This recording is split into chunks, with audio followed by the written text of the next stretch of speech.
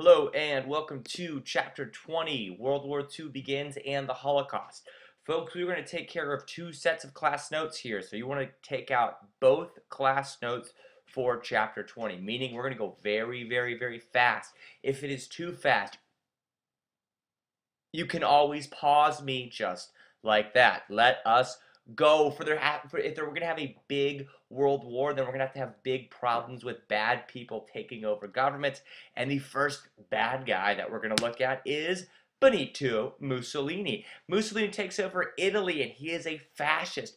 Fascist means super strong central government where the state has all the power. The individual does not have any rights unless the state decides to give the individual any rights. It is a dictatorship with strong nationalism, meaning the country is looking to spread, and it is anti-communist. In Russia, Joseph Stalin is going to be running the show in Russia. Remember, Russia is a communist country. When Lenin dies, there is a power struggle, and Stalin wins. What does Stalin do? Well, he looks to take total control. That's why they call it a totalitarian government. He was the dictator. He had all of the power, and he was brutal, killing in his reign estimates up to 10 million people as he collectivized Russia, designed Russia into the country he wanted it to be.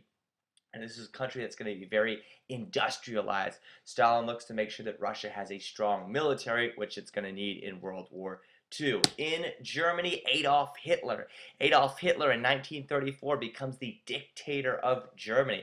Actually, Nazis were elected at first, and then they seized power, especially Hitler. He is going to be the dictator. His beliefs are the beliefs of the Nazi people. What's Nazi? Nazi simply means it's just like fascism, except it's strongly anti-communist. Now, Hitler is, I'm sorry, it's strongly anti-Semitic. Let me get that straight, anti-Semitic. So Hitler is going to have horrible ideas for what's going to happen with the Jews in Germany, and he believes that the master race, the Aryan German people, are going to need to spread. So Hitler in Germany, Stalin in Russia, Mussolini in Italy, and militarists who are controlling Japan. They are going to seek an expansionist foreign policy, and the first example we see of this is in Manchuria. Manchuria, the area of northern China that Japan invades in the early 1930s to seek total military and economic domination of. So why did Japan jump over the Sea of Japan and invade Manchuria? Well, if you look at Japan, really, especially compared to China, it's not the biggest area. So they didn't have many natural resources. They wanted to go into Manchuria to get oil, to get steel, to get things that they did not have. So then the question is, how does the United States respond? Do we go to war? No. Many people in the United States do not want to go to war. So instead, the U.S. refuses to recognize these conquests, and we imposed an embargo of exports of oil and steel to Japan. So we said, we're not selling you any oil, we're not selling you any steel. Tensions did rise, but war was avoided, okay? Because our embargo happens years before Pearl. Oh, I'm sorry, I don't want to give it away. We embargo Japan for their invasion of Manchuria, okay? Now, Italy is spreading as well. In 35, Italy invades Ethiopia, which is one of Africa's few independent countries. That's all part of the fascism, nationalism thing going on. Let me back up here. The big guy that's spreading around is Adolf Hitler. We're going to need a map to follow along to all of Hitler's moves. He starts here in Germany. Okay, Germany's really been cut up by the Treaty of Versailles, which ended World War I. The first move that he does is in 1936. Germany sends troops into the Rhineland, which is, give me my cursor, it's right over here, okay? Now, this was a demilitarized zone that many people thought was Germany's in the first place, that they lost it because of the unfair treaty. So people let Hitler have this area of the Rhineland. They didn't get too bent out of shape. 2 years later, Austria, right down here, Hitler is going to annex Austria. I'm going to botch this pronunciation, but it's called the Anschluss, where Hitler says, well, Austria and Germany, we're going to be the same people. Now, remember, Hitler was Austrian, so that kind of made sense, and there were very strong ties between Germany and Austria. People are getting a little bit more concerned, but not too concerned. Well, September of 38, Hitler demands the Sudetenland, which is this western region right here in brown of Czechoslovakia. He says, we need this land. There's German-speaking people in there. We need to reunite. Well, leaders of the world got concerned. They met at Munich. Here's a little picture at the bottom of your screen of the Munich Agreement. And here's what it says. It says, Hitler, you can take that area of Czechoslovakia, but you cannot do anything else. You've had enough. Now, that is a policy of appeasement, meaning give someone what they want and hope that that will be enough. Well, as we all know, that was not going to be the case with Adolf Hitler. Adolf Hitler, very soon after, is going to invade Czechoslovakia, and then the world is preparing for war. But before we get that, there's our picture for the Munich Agreement. Something else happened. There's so many things happening so quickly here. And I can't even find on my class notes. There it is. August of 1939, Germany and USSR sign a non-aggression pact. This is going to be forming the Axis powers. Now, as we know, Russia will be leaving and joining the Allied powers, but you can see the buildup of these aggressive countries. World War II officially starts in Europe when Germany invades Poland. Okay? Shortly after they invade Poland, the Soviet Union invades Poland from the east. They were splitting the country in half. That was part of the non-aggression pact. And with Poland, we've got a World War II. And I know what you're saying. You're saying, hey, well, what's the United States doing? Well, the United States doesn't want to get involved. Neutrality Act of 1935 says there is an arms embargo. We, the United States, are not going to be selling arms to countries at war. Also, the president warned American citizens against traveling on ships for fear that if the ships blow up, if the ships sink, then we might get involved in war. Ooh, that sounds a lot like the Lusitania, doesn't it? Okay? We must understand that most Americans had an isolationist, meaning stay out of the other nations, out of the European war attitude. Okay? So don't get involved. That's what most people are thinking. We start that with 35. 39, we come up with a new Neutrality Act that invokes cash and carry.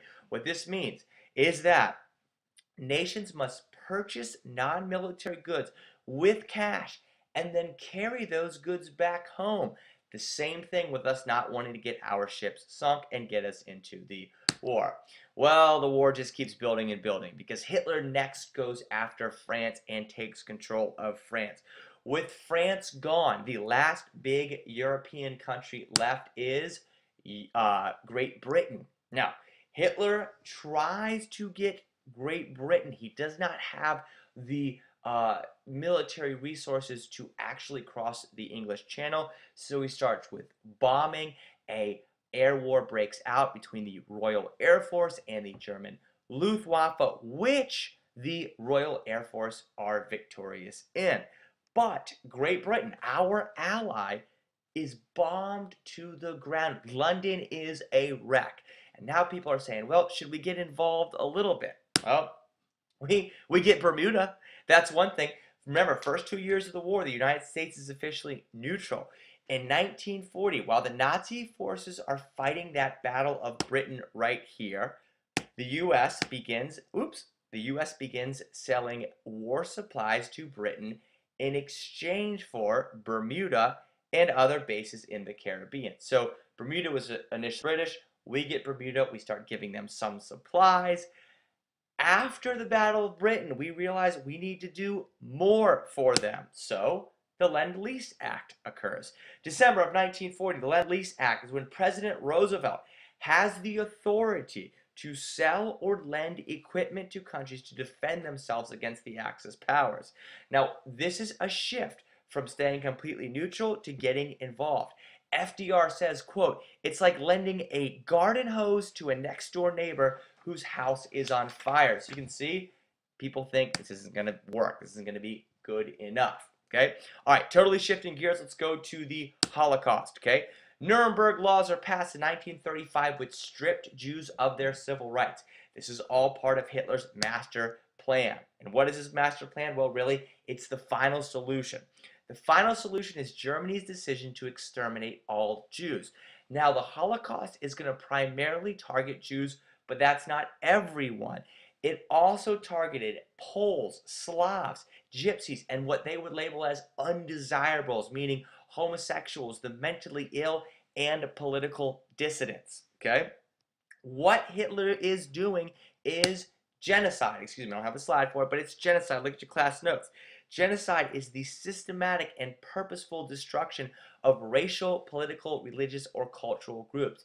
During World War II, most people did not understand exactly what Hitler was doing. But when it was all said and done, when these concentration camps were liberated, over 6 million Jews would die in the Holocaust, which makes World War II so unique and so important and so powerful. When the war is done, these Nazi leaders were put on trial in Nuremberg, Germany, same place where we had those laws that stripped Jews of their civil rights. Okay? The Nazi leaders and collaborators were convicted of war crimes. The trials emphasized individual responsibility for actions during a war, regardless of orders received. You see, most of these Nazis on trial said, hey, I was just following orders. I was doing what I was told. And the Nuremberg trial says, no way. Personal responsibility is the key. The trials lead to an increased demand for a Jewish homeland. So remember, all of this is going on behind the scenes while the war is fought. Well, what actually gets us into the war? That is going to be Pearl Harbor. December 7th, 1941, while negotiating to avoid war, because we did not want war, Japan is going to carry out an air attack on the American naval base at Pearl Harbor. The attack destroys much of the American Pacific Fleet and killed several thousand Americans. Are we getting into war? You bet your behind we are getting into war. Next day, FDR, President Franklin Delano Roosevelt, addresses Congress, and he says that famous quote, a date which will live in infamy. He asked Congress to declare war on Japan. Congress does declare war on Japan after Pearl Harbor, okay? The whole thing about are we isolationist, are we internationalists, it's over. We wanted to be neutral at first. We drifted and drifted closer to getting involved. Now we are totally involved. World War II is a true world war. After we declared war on Japan, Germany declared war on us, and it was on, okay? Real quick, Axis powers are going to be Germany, Italy, Japan, and Russia. But remember, Russia is going to split. Hitler is in charge of Germany. His big tank commander is Erwin Rommel. Mussolini is in charge of Italy. Japan has Emperor Hirohito and Hideki Tojo. Allied powers going to be led by Franklin Delano Roosevelt. General will be Dwight Eisenhower. We'll talk about him in the next video. Douglas MacArthur is going to be the important general in the Pacific. Great Britain is led by Winston Churchill with Bernard Montgomery as the military leader. Russia has Stalin once they switch over. France has Charles de Gaulle, and China has Chiang Kai-shek. I know that was a lot, folks. Feel free to hit pause. Feel free to read those class notes to yourselves so that things can slow down a little bit. I want you to absolutely, please, I do want you to read the, I want you to watch the next video and wait for the ending to the next video. All I'm going to say is that it's going to be well worth it because it's going to sound exactly like this.